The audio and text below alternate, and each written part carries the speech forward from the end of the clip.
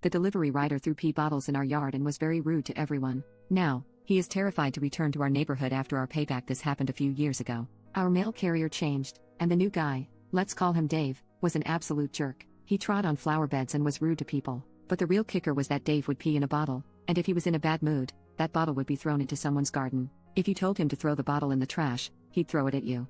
Dave was the son of the postmaster, Bob, an older guy with a boys will be boys mindset, and best friends with the local sheriff, Steve. If you talked to Bob about his son, it would be excuses, he's a foster kid, he's had a hard life, and so on. If you went to Steve, it would be boys will be boys, Dave was in his 30s, or postmaster Bob is dealing with it personally. One day, in the middle of summer, the neighborhood kids got to see Mailman Dave being his usual sunny self. It seemed Dave was mean to them, too. The kids were outside playing with their water pistols, and one of them had this real high-power device that sent the water a good 10 feet or more, and the kid who owned it, Orrin, was a great shot. It was a lovely day, 30 degrees in the sun, and I was out back preparing dinner. Suddenly, there was this blood-curdling scream from Dave, and the whole neighborhood came running to see what happened. Turns out, Orrin had loaded his water pistol with one of Dave's pee bottles and topped it off with a can of Red Bull. Now Dave was covered in a disgusting, sticky, pee and sugar mess, which was starting to stink to high heaven. One of my neighbors offered to let Dave use her shower. He ran off to another house, grabbed the hose, and turned it on himself. So now Dave was sticky,